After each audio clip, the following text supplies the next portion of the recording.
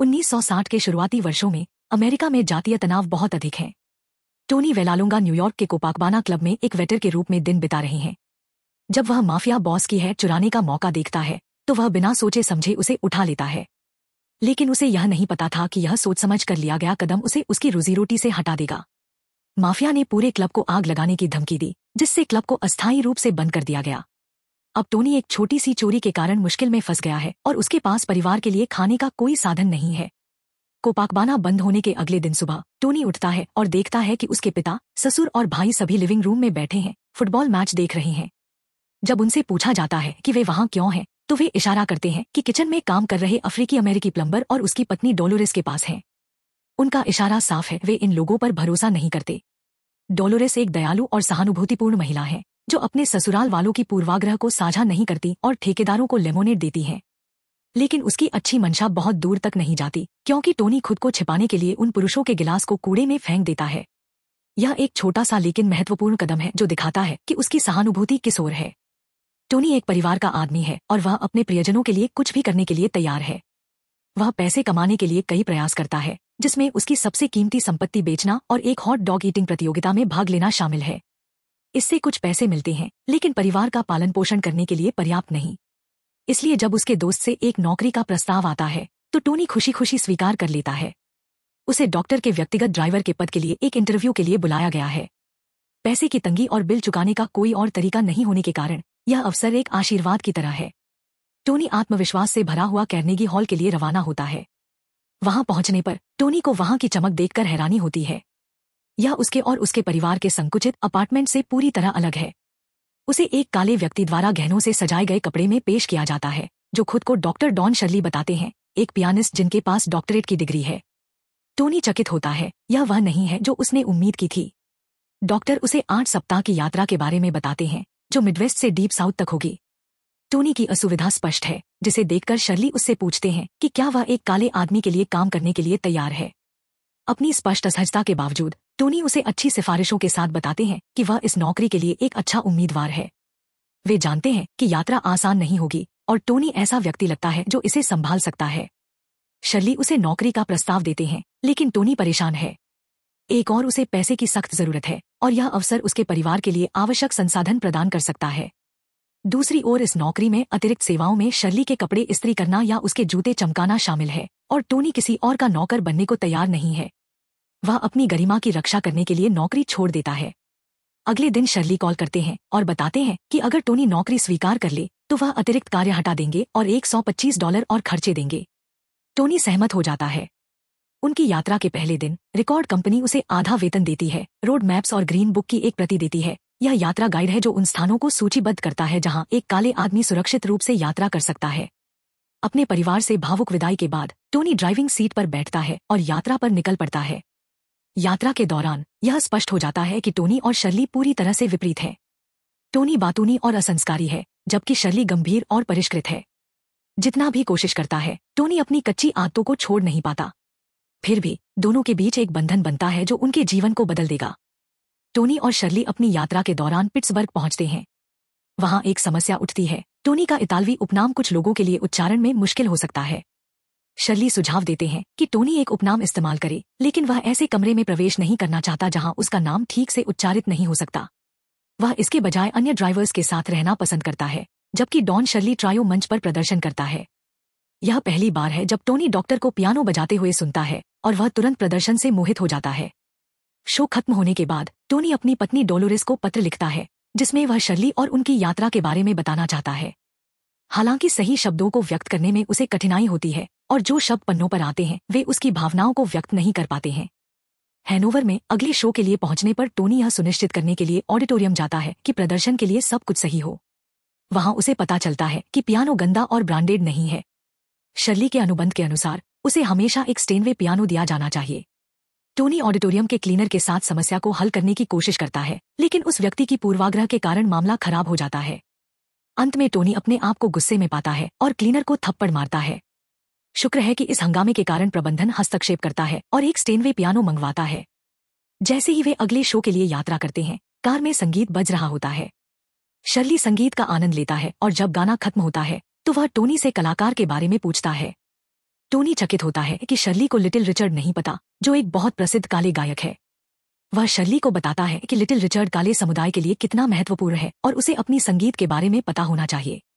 Tony मजाकिया अंदाज में पूछता है कि क्या शर्ली वास्तव में काले हैं। उसका इरादा अच्छा था, लेकिन यह शर्ली को असहज कर देता है। जब वे यात्रा कर रहे होते हैं, टोनी को केएफसी पर रुकने का मन करता है और एक बकेट फ्राइड चिकन लेता है। शर्ली ने कभी हाथ से खाना नहीं खाया है और चिकन का स्वाद भी नहीं लिया है, लेकिन टोनी के लगातार आग्रह पर वह एक बाइट लेता है। वह चकित होता है कि उसे चिकन पसंद आया। वे एक दूसरे के साथ बंधने लगते हैं और एक दूसरे के साथ अच्छा समय बिताते हैं। शर्ली टोनी को अपने व्यक्तिगत जीवन के बारे में बताता है, जैसे परिवार, विफल विवाह और कैसे उसकी जिंदगी सड़क पर बिताने के कारण अधूरी है। जैसे ही वे एक और स्टॉप पर पहुंचते हैं, वे एक विक्रेता को लकी चार्म स्टोन की बिक्री करते हुए देखते हैं। दोनों कोई पत्थर नहीं खरीदते, लेकिन टोनी एक पत्थर उठाकर अपनी जेब में डाल लेता है। शर्ली इसे देखता है और टोनी को चोरी के लिए फटकारता है और तुरंत उसे लौटाने की मांग करता है। जब वे लुइसविले पहुंचते हैं, तो शर्ली को सवर्णों के लिए बने अलग होटल में रहना पड़ता है। यह एक जर्जर जगह है जहां केवल अफ्रीकी अमेरिकन लोग रह सकते हैं। टोनी को शर्ली को अकेला छोड़ने में संकोच होता है, लेकिन उसके पास कोई विकल्प नहीं है। जैसे ही वह अपने कमरे के बाहर कड्डी सर्क की बोतल के साथ बैठा होता है, शर्ली को खेल के लिए आमंत्रित किया जाता है जिसका उसे कोई ज्ञान नहीं होता। शर्ली इसे नजरअंदाज करके बाहर एक ड्रिंक के लिए जाता है, लेकिन 1960 के दशक के केंटकी में एक काले आदमी के लिए रात को बार में जाना खतरनाक हो सकता है। शर्ली पर हमला कर दिया जाता है और जॉर्ज, जो इस दृश्य को देखता है, टोनी से मदद मांगता है। टोनी आकर शर्ली को बचाता है और हमलावरों को धमकाता है। वह शर्ली की लापरवाह हरकत से नाराज और उसकी सुरक्षा को लेकर चिंतित होता है। वह शर्ली को निर्देश देता है कि कभी भी बिना उसकी सुरक्षा के बाहर न जाए। शर्ली मानता है और अपनी लापरवाही के लिए माफी मांगता है। वह पूछता है कि क्या टोनी के पास वास्तव में एक गन है, जिसे टोनी तुरंत इनकार करता है। अगले दिन जैसे ही वे उत्तरी कैरोलिना की ओर बढ़ते हैं, कार ओवरहीट हो जाती है। टोनी इसे ठंडा करने के लिए पानी डालता है। शर्ली गर्मी से असहज होकर कार से बाहर निकलता है और देखता है कि वे एक खेत के बाहर खड़े हैं जहां अफ्रीकी अमेरिकी मजदूर काम कर रहे हैं। सभी मजदूर अपनी औजारों को छोड़कर बस उनकी ओर देख रहे हैं। शर्ली इन घातक समानताओं और भिन्नताओं से परेशान हो जाता है। कुछ समय बाद शर्ली और उनके ट्रायो को रैली में एक प्रभावशाली परिवार के घर में प्रदर्शन देने का मौका मिलता है। उन्हें गर्मजोशी से स्वागत किया जाता है और परिवार ने शर्ली की प्रतिभा के सम्मान में एक भव्य भोज भी आयोजित किया है। सब कुछ अच्छा लग रहा होता है, लेकिन इंटरमिशन के दौरान चीजें बुरी तरह से बदल जाती हैं। शर्ली एक शौचालय की मांग करता है और उसे घर के किसी भी बाथरूम के बजाय बगीचे में एक लकड़ी के शौचालय की ओर भेजा जाता है। शर्ली इसका विरोध करता है और होस्ट से आग्रह करता है कि उसे शौचालय का इस्तेमाल करने की अनुमति दी जाए, लेकिन होस्ट उसे अस्वीकार कर देता है और कहता है कि एक काला आदमी उसका बाथरूम इस्तेमाल नहीं कर सकता। टोनी इस व्यवहार से अत्यंत नाराज हो जाता है और शर्ली के आत्मसम्मान की कमी को लेकर भी गुस्सा करता है। वह जॉर्ज से कहता है कि अगर ऐसा ही चलता रहा तो आगामी कॉन्सर्ट्स में स्थिति और भी खराब हो सकती है। ब्रेकफास्ट के दौरान टोनी एक बार फिर से डलोरेस के लिए एक पत्र लिखने की कोशिश करता है, अपने दिल की गहराइयों को हर शब्द में उकेरने की कोशिश करता है। हालांकि पत्र की स्थिति फिर भी निराशाजनक रहती है। पत्र की स्थिति देखकर शर्ली अपनी भाषा को नियंत्रित करने की कोशिश करता है, लेकिन अंततः उसकी मदद करने की इच्छा उसे जीत लेती है। वह टोनी के लिए पत्र को डिक्टेट करता है, जिससे टोनी के मौजूदा अजीब शब्दों के पीछे का मतलब साफ हो सके। शर्ली की मदद से भावनाएं पन्नों पर उतर आती हैं। जब डलोरेस को यह पत्र पढ़ने को मिलता है तो वह आंसुओं में डूब जाती है। वो दोनों जॉर्जिया पहुंचते हैं। जैसे ही वे एक सड़क पर चलते हैं, शर्ली की निगाहें एक दुकान पर जाती हैं जहां बेहतरीन कपड़े बेचे जा रहे हैं। वह विशेष रूप से एक सूट को देखकर खींचा चला जाता है और उस सूट को देखने की कोशिश करता है, लेकिन उसे बताया जाता है कि वह उसे पहन नहीं सकता। इस अस्वीकृति से शर्ली को गहरा ठेस पहुंचता है। वह उस गुस्से को अपने संगीत में डालता है, लेकिन वह अपनी प्रस्तुति को खराब नहीं करने की कसम खाता है। फिर भी वह ऊर्जा कहीं तो बहनी ही है, जिससे शर्ली एक अविचारपूर्ण निर्णय ले लेता है जो उसे मुश्किल में डाल देता है। उस शाम टोनी को स्थानीय वाईएमसीए से एक कॉल आता है। वह दौड़कर वहां पहुंचता है और पाता है कि शर्ली को हथकड़ी में और एक आदमी के साथ नहाते हुए पकड़ा गया है। समलैंगिकता की वहां अनुमति नहीं है, यह एक अपराध है। यह स्कैंडल शर्ली को बर्बाद कर सकता है। अपने रंगभेद मुद्दों के बावजूद टोनी समलैंगिकता के मामले में काफी समझदारी दिखाता है। पुलिस जब डॉक्टर को जेल ले जाने की धमकी देती है तो टोनी अपनी चतुराई, बुद्धिमत्ता और थोड़ा सा रिश्वत का इस्तेमाल कर उन्हें रोकने में कामयाब होता है। शर्ली को टोनी के इस तरीके से नफरत होती है, लेकिन टोनी का कहना है कि उसके पास कोई और विकल्प नहीं था। दोनों में इस पर तीखी बहस होती है। फिर भी उनके पास एक अनुबंध है, इसलिए वे अगले दिन सुबह टेनेसी के लिए रवाना होते हैं। जब टोनी कार से उनके बैग बाहर निकाल रहा होता है तो वह स्थानीय इटालियन माफिया के सदस्यों द्वारा देखा जाता है। वे यह देखकर चौंक जाते हैं कि वह एक रंगीन व्यक्ति के लिए काम कर रहा है और उस रात उसे ड्रिंक्स के लिए आमंत्रित करते हैं, साथ ही एक अलग नौकरी का प्रस्ताव भी देते हैं। टोनी प्रस्ताव को ठुकरा देता है लेकिन ड्रिंक्स के लिए मिलने पर सहमत हो जाता है। रात को जब टोनी अपने कमरे से बाहर निकलता है तो वह एक चिंतित शर्ली से मिलता है। शर्ली उसे एक पदोन्नति और वेतन वृद्धि का प्रस्ताव देता है, यह उम्मीद करते हुए कि वह नौकरी छोड़ने का विचार बदल दे। टोनी इस प्रस्ताव से चकित हो जाता है और स्पष्ट करता है कि उसे अपनी नौकरी या वेतन में कोई समस्या नहीं है और वह नई स्थिति स्वीकार करने का इरादा नहीं रखता। शर्ली इस पेशकश से गहरा प्रभावित होता है और पिछली रात की घटना के लिए माफी मांगता है। स्थिति साफ होने के बाद टोनी और शर्ली एक बोतल कड्डी साग के साथ बैठते हैं और शर्ली के पियानो करियर के बारे में बात करते हैं। डॉक्टर टोनी को बताता है कि उसकी मां ने उसे पियानो खेलना सिखाया और कैसे उसने फ्लोरिडा पैनहैंडल में प्रदर्शन किया, जहां उसे एक आदमी ने क्लासिकल संगीत पढ़ाने में मदद की। अपनी क्लासिकल संगीत की प्रेम के बावजूद शर्ली की रिकॉर्ड कंपनी ने उसे लोकप्रिय संगीत प्रदर्शन करने के लिए दबाव डाला क्योंकि वह काले थे। टोनी, जो शर्ली के काम का बड़ा प्रशंसक है, उसे बताता है कि उसकी संगीत विशेष और अद्वितीय है। शर्ली इस प्रशंसा से छू जाता है और टोनी को उसकी दयालु शब्दों के लिए धन्यवाद देता है।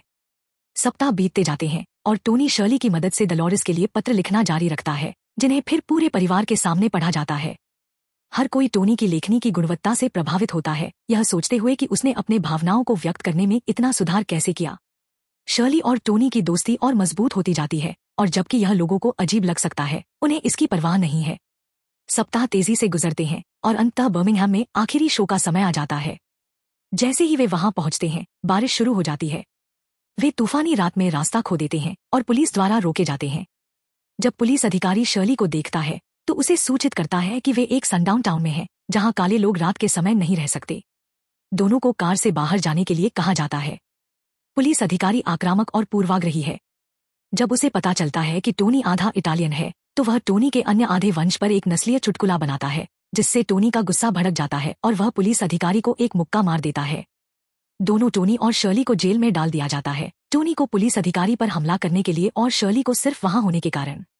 जेल से बाहर निकलने और शो में समय पर पहुंचने के लिए शर्ली एक कॉल करता है जिसे उसने कभी सोचा नहीं था कि उसे करना पड़ेगा। कुछ ही मिनटों में पुलिस के प्रमुख का फोन आता है और तुरंत दोनों की रिहाई का आदेश देता है। टोनी को यह जानकर आश्चर्य होता है कि शर्ली ने यूएस अटॉर्नी जनरल को कॉल किया, जिसने राज्य के गवर्नर से उनकी रिहाई का आदेश लिया। टोनी इस पर प्रभावित होता है, लेकिन शर्ली इस बात से नाराज है कि उसे एक महत्वपूर्ण संपर्क से एक एहसान मांगना पड़ा। शर्ली टोनी से भी नाराज होता है क्योंकि वह एक बार की भेदभाव की घटना के बाद बवाल मचाता है, जो कि उसने अपने पूरे जीवन में सहा है। इस झगड़े के दौरान टोनी बताता है कि वह खुद अधिक काला है, शर्ली के शिष्ट व्यवहार और अपनी खुद की जातीय पहचान से दूर होने के आधार पर। शर्ली आहत होता है, कार से उतरने और बारिश में बाहर जाने के लिए कहता है। वह अपने अकेलेपन, अपने भाई के साथ टूटे हुए रिश्ते और कहीं भी फिट न होने के बारे में टूट जाता है। काले समुदाय उसे काले इनफ नहीं मानता, जबकि सफेद समुदाय उसे स्टेज से उतरते ही नीचे देखता है। ये शब्द हवा में भारी हो जाते हैं। टोनी शर्ली के दर्द की गहराई से प्रभावित होता है और उसे कुछ कहने का तरीका नहीं मिलता। दोनों शांतिपूर्वक एक होटल में ठहरते हैं। टोनी, जो रात के कठिन अनुभव से प्रभावित है, फिर से डलोरेस के लिए एक पत्र लिखने की कोशिश करता है, भले ही वह कुछ दिनों में घर पहुंचने वाला है। शर्ली इसे देखकर उसकी मदद करने की पेशकश करता है, केवल यह जानने के लिए कि टोनी ने शब्दों के माध्यम से खुद को व्यक्त करना सीख लिया है और अब उसे मदद की जरूरत नहीं है। शर्ली को उस पर गर्व होता है। अगली सुबह टोनी और शर्ली बर्मिंघम में आखिरी प्रदर्शन के लिए पहुंचते हैं। जैसे ही डॉक्टर कार से बाहर आता है, उसे आमंत्रित करके सम्मानित किया जाता है और उसे एक गंदे स्टोरेज क्लॉसेट में ले जाया जाता, जो कि रसोई के पीछे है। आदर्श सुविधाओं के बावजूद शर्ली शिष्ट और अपनी प्रस्तुति के लिए उत्सुक रहता है। टोनी और शर्ली शो से पहले कुछ नाश्ता करने के लिए रेस्टोरेंट में मिलने के लिए सहमत हुए और जॉर्ज और ओलेग के साथ मिलकर भोजन करता है। ओलेग टोनी को टूर के असली उद्देश्य के बारे में बताता है, जो कि शर्ली का इरादा था कि वह सफेद लोगों के दिमाग को बदल सके और उनके दिलों को अपने समुदाय के लिए खोल सके। टोनी को यह सुनकर भावुकता होती है और यह एहसास होता है कि एक काले व्यक्ति होना कितना कठिन हो सकता है। जब शर्ली अपने प्रदर्शन के लिए पूरी तरह तैयार होकर टेबल की ओर बढ़ता है, उसे वहां खाने की अनुमति नहीं दी जाती। टोनी, जो इस दृश्य को देखता है, उस अनुरोध को लेकर जनरल मैनेजर से मिलता है, लेकिन उसकी अपील को ठुकरा दिया जाता है। शर्ली को या तो स्टोरेज क्लॉसेट में खाना खाने के लिए या ऑरेंज बर्ड बार में जाने का विकल्प दिया जाता है। वह घोषणा करता है कि वह तब तक प्रदर्शन नहीं करेगा जब तक उसे गरिमा के साथ भोजन करने की अनुमति नहीं दी जाती। मिस्टर किंडल टोनी को एक रिश्वत का प्रस्ताव देता है ताकि वह शर्ली को प्रदर्शन करने के लिए मना सके। टोनी, जो इससे गहरा अपमानित होता है, किंडल को दीवार पर चिपकाता है। यह देखकर शर्ली टोनी से पूछता है कि क्या उसे प्रदर्शन को रद्द करना चाहिए या बस चल देना चाहिए। टोनी को अपने दोस्त का साहस देखकर गर्व होता है और बिना किसी संकोच के दोनों होटल से बाहर चले जाते हैं। वे ऑरेंज बर्ड बार की ओर ड्राइव करते हैं, जो काले लोगों से भरा हुआ है, और वहां एक स्वादिष्ट भोजन करते हैं। बारटेंडर के अनुरोध पर शर्ली पियानो बजाता है और पहली बार टोनी उसे क्लासिकल संगीत बजाते हुए सुनता है, जो कि उसे कभी भी सफेद दर्शकों के सामने बजाने की अनुमति नहीं थी। टोनी उस प्रदर्शन से गहराई से प्रभावित और आंसू भरे हुए होता है। वे बार से बाहर निकलते हैं और दो युवकों से सामना करते हैं जो उन्हें लूटने की कोशिश करते हैं। टोनी उस प्रयास को जल्दी से समाप्त करता है, अपराधियों को हवा में कुछ गोलियां चलाकर डराते हुए। उसके पास गन पहले से ही थी। वे फिर से सड़क पर निकलते हैं। टोनी क्रिसमस ईव के समय घर पहुंचने के लिए उत्सुक है, लेकिन रेडियो पर बर्फबारी की चेतावनी उन्हें रोक देती है। टोनी पूरी रात से नहीं सोया है और अब ड्राइव करने में मुश्किल हो रही है। वह रात को होटल में रुकने का निर्णय लेता है, लेकिन शर्ली इससे इनकार करता है। टोनी के लिए यह महत्वपूर्ण होने के कारण शर्ली स्टीयरिंग व्हील ले लेता है और उन्हें न्यूयॉर्क की ओर ड्राइव करता है। इससे पहले कि वह ऐसा करता, वह टोनी से कहता है कि वह कीमती रत्न को डैशबोर्ड पर रखे, क्योंकि वह समय से पहले न्यूयॉर्क पहुंचने की दौड़ में है, बर्फ के बीच नेविगेट करते हुए। शर्ली की नजरें रत्न पर जड़ी रहती हैं। जब वे न्यूयॉर्क पहुंचते हैं, शर्ली टोनी को कार से बाहर निकालने में मदद करता है। टोनी उसे अपने परिवार से मिलवाने के लिए आमंत्रित करता है। शर्ली जानता है कि वे उसके सबसे बड़े प्रशंसा नहीं है और शिष्टता से निमंत्रण को अस्वीकार करता है। एक पूरी तरह से सुसज्जित लेकिन खाली अपार्टमेंट की ओर बढ़ता है, जहां वह अकेला खड़ा होता है क्रिसमस ईव पर। शर्ली एक बार फिर रत्न को देखता है और एक निर्णय करता है। टोनी अपने घर जाता है और अपने पूरे परिवार के साथ मिलता है, जिसमें उसकी पत्नी डलोरेस और उसके बच्चे शामिल हैं। जैसे ही वे एक साथ भोजन करते हैं, दरवाजे पर एक खटखटाहट होती है। टोनी दरवाजा खोलता है और मेहमानों को स्वागत करता है। जैसे ही वह दरवाजा बंद करता है, वह शर्ली को देखता है।